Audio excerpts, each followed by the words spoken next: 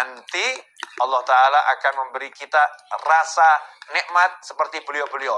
Dan ketika kita mencontoh pun udah ada nikmatnya. Naik kadarnya, dan terus akan semakin besar. Ikhwani rahimakumullah. Tentunya dalam menjalani hidup itu bukan untuk dipikiri tapi dijalani. Bukan berarti kemudian mulus. Dalam menjalani hidup, namanya juga manusia. Menjalani hidup pasti ada musuh. Nggak mungkin nggak punya musuh. Lantas siapa musuhnya? Jangan salah. Jangan menganggap manusia itu musuh. Karena manusia itu semuanya bersaudara. Semuanya, kalau ditanya, kamu anak cucu siapa? Kami Bani Adam, anak cucu Adam. Semuanya saudara. Ya, manusia itu semuanya bersaudara. Memang tingkat persaudaraannya beda-beda. Tapi pada aslinya semua manusia bersaudara. Musuhnya manusia itu adalah siapa? Ya, wahfadil qalba an yulima bihi syaitan wan nafsu wal hawa wad daniyah. Pertama setan, kedua nafsu, yang ketiga hawa alias ego, yang keempat daniyah, dunia. Itu musuhnya manusia. Setan, nafsu, hawa, dunia. Setan jelas, gak kelihatan. Kadang-kadang setannya juga menjelma jadi manusia, betul-betul menjelma jadi manusia. Kadang-kadang, dan itu sering, setannya menggunakan manusia, masuk dalam tubuhnya manusia, berbicara sebagai manusia, bertindak sebagai manusia, menulis sebagai manusia, padahal semua itu setan yang melakukannya, setan yang mengontrolnya, setan yang berbuatnya. Itu musuh yang pertama. Kemudian nafsu. Nafsu itu adalah kendaraan. Karena nafsu adalah keinginan. Kalau nggak punya nafsu, bahaya. Nggak punya nafsu makan, nggak punya nafsu minum, nggak punya nafsu hidup, repot tuh. Jadinya putus asa.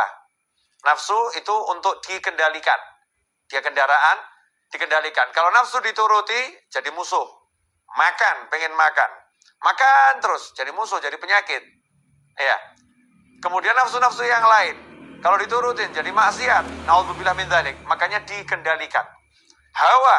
Wah, hawa ini kendaraan iblis terbesar. Karena sifatnya sifat turunan iblis. Apa itu? Ego. Tidak mau dikalahkan. Ya, hawa itu ego. Tidak mau dikalahkan. Maunya menang sendiri. Itu ego. Nah, makanya iblis dilaknat karena dia punya ego yang besar. Disuruh sujud kepada Nabi Adam alaihissalam, iblis tidak mau. Karena itu iblis diusir dari rahmatnya Allah Ta'ala. Dibuang dari rahmatnya Allah Ta'ala. Nggak dapat rahmatnya Allah Ta'ala. Karena itu dikatakan iblis dilaknat. Kenapa? Karena dengan egonya dia nggak mau sujud, dia sombong kepada Allah Subhanahu Wa Ta'ala. Sombongnya itu dengan tidak mau menjalankan perintah Allah untuk sujud kepada Nabi Adam alaihissalam. Ini ego. Nah, kalau kita jadi muslim jangan dikendalikan ego. Nggak mau dikalahkan. Jadikan ego kita tuh ego yang baik. Ya, saya kalau baca Al-Quran nggak mau ada yang mengalahkan saya ini. Saya mau paling hebat sendiri baca Al-Qurannya. Tapi kalau ada yang mengalahkan, senang. Alhamdulillah ya. Ternyata dia lebih hebat dari saya. Jangan sampai egonya ego yang negatif, nggak mau dikalahkan. Misal, biasa ngurusin masjid. Masjid sebelah kok dengar ngundang ustadznya nasional yang jamaahnya banyak. Masjid kita ngundang ustadz itu, ustadznya nggak mau datang. Egonya muncul, nggak mau dikalahkan. Buat segala macam cara. Kalau di tempat saya nggak bisa, di tempat dia juga harus nggak bisa. Ya, akhirnya membuat berbagai fitnah. Gimana caranya biar pengajiannya batal? Ini ego yang buruk. Na'udzubillah min dzalik. Di kantor, ya, nggak mau dikalahkan jabatannya dengan kawan-kawannya. Dengar kok ada satu kawannya naik pangkat, mau diletakkan di jabatan yang lebih tinggi. Wah, nggak mau dikalahkan dia, ini muncul egonya. Terus gimana caranya? Dia cari kelemahan kawannya itu, kemudian dia fitnah gimana caranya, yang penting biar namanya jatuh. Ini namanya ego. Na'udzubillah min dzalik. Kemudian dunia. Masya Allah, segala sesuatu selain Allah Ta'ala.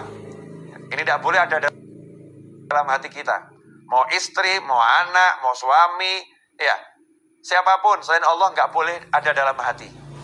Bolehnya masuk hati harus lewat Allah Subhanahu Wa Ta'ala. Harus bismillah, harus ada Allahnya. Anak ada dalam hati karena Allah. Mencintainya karena Allah. Menyayanginya karena Allah. Makanya begitu anaknya nggak mau sholat, orang tuanya harus marah. Ya, orang tua harus marah. Nah, itu namanya karena Allah Subhanahu Wa Ta'ala. Pasangan hidup, istri. Istri kalau menghalangi suami untuk bakti sama orang tuanya, suaminya harus marah. Nggak bisa, saya tidak bisa mencintaimu mirip orang tua saya, apalagi lebih. Mirip saja nggak bisa. Nomor satu, cinta saya harus orang tua saya. Begitu Allah saya ngajarin saya. Begitu Allah saya perintahkan saya. Masukkan istri ke dalam hati juga karena Allah subhanahu wa ta'ala. Pekerjaan boleh masuk dalam hati kalau karena Allah subhanahu wa ta'ala. Ini saya mau cari nafkah. Pekerjaan ini penting untuk berikan nafkah kepada keluarga saya yang halal. Tapi karena Allah, nggak takut kehilangan pekerjaan. Oh, karena Allah kok. Ya kalau emang dia harus hilang, nanti kan Allah akan mendatangkan yang lain pekerjaannya. Ya Allah akan kasih yang lain. Semua dikembalikan karena Allah, karena Allah, karena Allah. Kalau udah punya seperti itu, menghadapi manusia model apapun, hidup untuk dijalani. Ketemu yang seperti apapun, yang penting pasang niat yang baik, pasang niat yang besar, kemudian jalani tanpa harus difikiri. Nanti gimana ya? Kira-kira saya bisa dapat rezeki besar nggak ya? Kira-kira nanti saya dipecat nggak ya? Nanti lagi yang dibicarakan. Gak usah bahas nanti, sekarang kamu syukuri, sekarang kamu nikmati. Habib, Ustadz, Kiai, sekarang saya jadi pengangguran, barusan di PHK. Salah, kamu bukan pengangguran. Tapi kamu dipindahkan dari satu lapangan pekerjaan ke banyak lapangan pekerjaan yang lain. Tadinya kamu cuma kerja di satu kantor, sekarang kamu di PHK, berarti kamu punya kantor unlimited. Karena kamu bisa buat kantor model apapun. Yang jadi masalah, kamu mau nggak? Ya, kamu mau atau tidak? Kamu menganggap dirimu pengangguran atau dirimu adalah orang yang punya kesempatan kerja lebih besar? Terserah, itu pola pikir kita masing-masing. Mau mikir yang benar atau mikir yang salah. Kalau udah bisa gitu, enak itu. Dimanapun kita hidup, yang ada adalah asyik. Karena orang yang syukur itu gak akan berada dalam sengsara. Orang yang syukur selalu dalam nikmat dan nikmat dan nikmat dan nikmat. Ikhwani rahimakumullah. Nah, merdeka. Ya itulah orang yang merdeka. Orang yang merdeka itu seperti ketika Pak Karno dan Bung Hatta serta tokoh-tokoh nasional, para ulama memproklamirkan kemerdekaan. Maaf, belum ada negara yang mengakui secara tertulis Indonesia sebagai negara. Belum ada. Kalau mikir gitu, kapan merdekanya? Oh, ini kita belum kontak ke negara-negara lain loh. Ada yang dukung enggak ya? Nanti kira-kira gimana ini kalau setelah kita proklamirkan seperti apa ya? Kalau mikir begitu nggak pernah merdeka Indonesia. Tapi langsung pekik merdeka diteriakkan, 17 Agustus 45 diproklamirkan, ya merdekalah kita. Setelah itu baru kita urus. Bergerak. Menjalani kehidupan kemerdekaan. Pasang niat yang besar menjadi bangsa yang merdeka. Hasilnya apa? Merdeka. Ada kurang lebih 10 negara memberikan dukungan atas kemerdekaan Indonesia. Diawali Palestina, Mesir, Yaman, Saudi Arabia, dan seterusnya. Bisa kita baca di sejarah kemerdekaan bangsa kita ini. Ikhwani rahimakumullah. Ya, itulah cara berpikir orang yang sudah mengerti. Ya, sudah mengerti bahwasanya hidup itu untuk dijalani bukan dipikiri, tentu dengan niat-niat yang baik. Nah, kemerdekaan ini pada hakikatnya adalah bebas dari penjajahan. Sementara saat ini kita sebagai pribadi manusia, kita sendiri nggak bebas dari penjajahan nafsu. Masya Allah. Penjajahan nafsu, misal nafsu merokok. Nafsu merokok. Dikasih tahu sama dokter, Bapak ini sakit paru-paru, agak berat Pak, harus berhenti merokok. Kalau Bapak lanjutkan, nyawa Bapak bisa melayang. Ini karena nafsu merokoknya kuat, nyawa itu melayang nggak dipikirkan, udah mati urusannya Allah. Nanti kalau udah takdirnya mati ya mati. Kalau belum waktunya ya nggak akan mati. Pakai dalil takdir pula ini. Untuk menuruti hawa nafsu pakai dalil takdir. Dia nggak bisa mengendalikan nafsunya ini. Rokok berhenti dulu ya. Saya lagi sakit nih. Berhenti kamu. Nggak bisa. Nggak bisa ngomong gitu sama rokok, nggak bisa.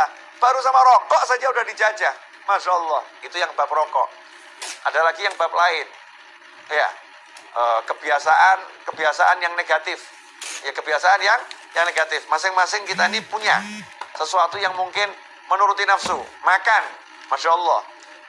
Dokter melarang, ya berdasarkan ilmunya. Bapak tidak boleh makan ini, mengandung kolesterol, ini membahayakan jantung Bapak. Tapi nafsunya suka nih, makannya enak semua ini. Ini kalau nggak makan begini rasanya nggak hidup, Masya Allah. Nggak makan begini rasanya nggak hidup, nafsunya itu. Ini kalau diturutin, nggak berhenti dari makanan macam-macam tadi, maka akan jadi sakit yang semakin parah dan akan menghilangkan nyawa. Na'udzubillah min dzalik. Muslim yang merdeka, dia bisa katakan sama nafsunya, stop dulu ya, sampai kondisi saya itu sudah betul-betul baik. Nanti kalau udah baik, kita akan dialog lagi. Enaknya kamu saya makan 1 bulan berapa kali? Ya, dalam seminggu berapa banyak saya makan kamu? Dialog sama nafsunya. Nafsunya dikendalikan, itu baru muslim namanya. Itu namanya orang yang merdeka. Ya, orang yang merdeka. Kalau belum begitu, masih dijajah oleh setan, nafsu, hawa, dan dunia. Yang paling kesian yang dijajah sama dunia, Masya Allah. Takut kehilangan duit. Takut kehilangan pekerjaan. Gara-gara takut kehilangan pekerjaan, disuruh melakukan yang haram apapun dijalani. Daripada saya kehilangan pekerjaan, nyerempet haram dikit gak jadi masalah. Masya Allah. Nyerempet yang haram dibilang gak jadi masalah. Na'udzubillah min dzalik. Gara-gara takut kehilangan pekerjaan, jelas-jelas ibunya di desa memanggil, nak, pulang, temanin ibu. Ibu sudah tua, ibu gak mau meninggal sendirian. Pulang kamu, nak, temanin ibu. Dia katakan, maaf bu, saya gak bisa pulang. Kalau saya pulang, saya dipecat dari kantor. Takut kehilangan kantor, gak takut kehilangan ibu dan ridho Allah SWT. Yang sekarang, yuk kita isi dengan kebaikan, dinikmati. Yang akan datang, itu misteri, kita nggak pernah tahu bisa sampai atau tidak. Maka pasang niat yang baik-baik, ya, pasang harapan yang besar. Itulah cara melangkah setiap hamba Allah Ta'ala dalam mengarungi samudera kehidupan. Jadi orang hidup itu dikatakan oleh para ulama as-sufi ibnu waqtih. Yang namanya sufi, orang yang selalu mengolah hatinya dengan menghias lahirnya dengan berbagai kebaikan, menghias lahirnya dengan perintah-perintah Allah Ta'ala dan dijauhkan dari larangan Allah Ta'ala, menghias hatinya dengan keindahan-keindahan dan membersihkannya dari segala kotoran. Sufi yang seperti itu dikatakan ibnu waqtih, orang yang hidup di masa kini, bukan orang yang hidup di masa lalu. Banyak orang itu hidupnya di masa lalu. Ada pula orang yang hidupnya di masa depan. Dia nggak sadar kalau waktunya bukan nanti, waktunya bukan kemarin. Waktunya adalah sekarang. Ya, waktunya adalah sekarang. Ikhwani rahimakumullah, itu yang pengen saya jabarkan berkaitan dengan tema yang diangkat.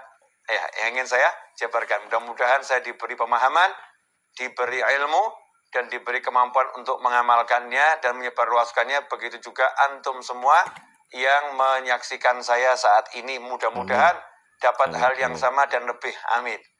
Akhwani rahimakumullah.